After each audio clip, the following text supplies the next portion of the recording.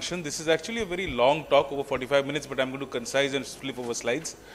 This is actually a photograph of a 43-year-old female suffering with red eye and irritation since 2 years. A dermatologist opinion is acne rosacea. She has been seen by at least 8 specialists, eye specialists in the last 2 years. So 8 specialists have seen her, tried to treat her, but she was moving on from one to the other because she could not find a solution to her problem. What we noticed on examination was that telangiectatic blood vessels on the posterior lid margin with plugged and obstructed meibomian glands with a dry eye component or dry eye also involved there. Immediate diagnosis was made as a meibomian gland dysfunction, and we know that various studies have shown that in Asian populations, the incidence of MGD is about 60%. It varies from region to region, but on an average is about 60%. So if the incidence is so high and ocular surface disorders are the leading cause of these patients or any patient coming to your clinic, then why are we missing this entity? Why is it being underdiagnosed and why is it being undertreated? I'll just skip because I think we're short of time. So it was only in 2010 that the International Workshop on Meibomian Gland Dysfunction gave us a very clear distinctive guideline on its definition, on its treatment protocol, and studies associated with anatomy and physiology of the meibomian gland. And they labeled meibomian gland dysfunction as a chronic diffuse abnormality of the meibomian glands, commonly characterized by terminal duct obstruction and changes in the glandular secretion. It may result in alteration of tear film symptoms of eye irritation, clinically apparent inflammation, and ocular surface disease. Essentially, the meibum contributes to the lipid layer of the tear film, and we all know that in absence of the lipid layer or deficient lipid layer, the aqueous evaporation component increases and the dry eye symptoms increase. It is shown that in lipid layer thickness of less than 60 nanometers, its severe dry eye symptoms are seen. Between 60 and 75, mild to moderate, and more than 75 microns of lipid layer thickness, that is normal thickness of lipid layer, there are no dry eye symptoms that we see in these patients. Essentially what happens, it's a non-inflammatory phenomena. The pathophysiology is a non-inflammatory phenomena where there's hyperkeratinization of the meibomian gland ducts with increased viscosity of the meibium, which eventually causes meibomian gland obstruction and eventual atrophy and dropout of these glands, thereby promoting reduced absorbability of meibium, promoting bacterial growth and ocular surface inflammation as a component of the dry eye. The various etiological factors are androgen deficiency, estrogen supplementation as given in HRT, hormone replacement therapy in women, female sex because of androgen deficiency, progesterone supplementation.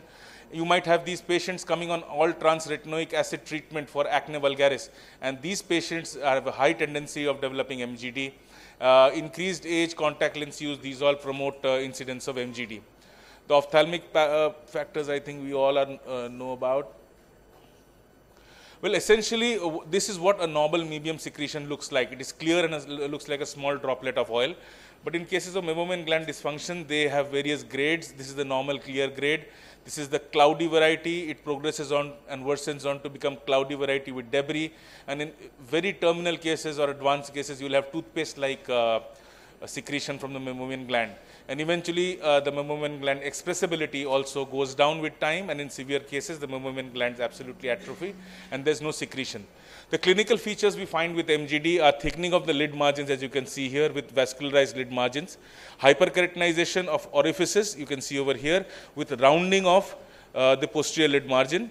You can see lid margin telangiectasia over here. You can see a notching, that is absorption of tissue due to inflammation, notching or ridging of the posterior lid margin. You can see dimpling effect, which is very commonly seen in MGD patients in the posterior lid margin. Advanced cases might show migration of the anterior mucocutaneous junction. You might have mucosal absorption with epithelial ridge lining and retroplacement of the gland in cicatricial variety of meibomian gland dysfunction. Associated conditions might be anterior blepharitis, eyelash malposition, and demodex associated manifestations. One of the investigations that can be done is mebiography. Can I have a poll on how many people here are actually doing mebiography? Anybody has access to mebiography? Nobody? Does anybody ever have an autoref in their clinic? How many have autorefs? Everybody does. So you all are entitled and are capable of doing a mebiography.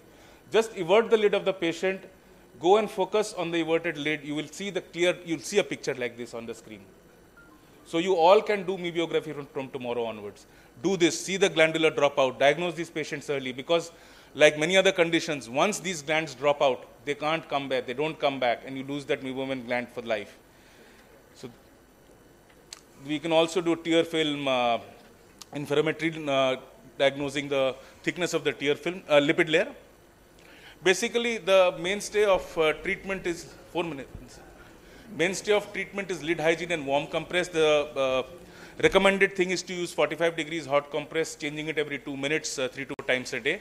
And mechanical lead cleaning with Johnson's baby shampoo diluted, or hypoallergenic bar soap, or commercial lid scrubs are also nice and work pretty well for this condition.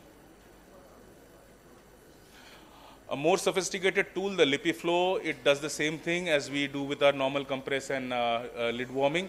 It's a 12-minute treatment giving 42.5 degrees centigrade temperature directly to the meibomian gland tarsal plate complex, which actually is 2 degrees above the melting point of the abnormal meibium. So a 79% success rate has been described in 4 weeks' time. Now coming to the treatment, the artificial lubricants form one of the pillars of treatment in this condition. It reduces friction on the ocular surface, it dilutes the cytokines and reduces pro-inflammatory stimulus. Lid supplementation with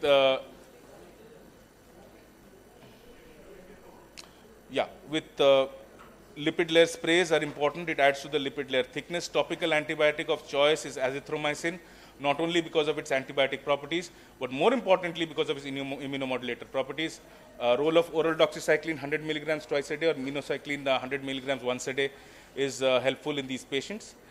Force expression of meibium is one thing that is tried in the office. It is we express the obstructed meibomian gland secretions. As you can see in this video,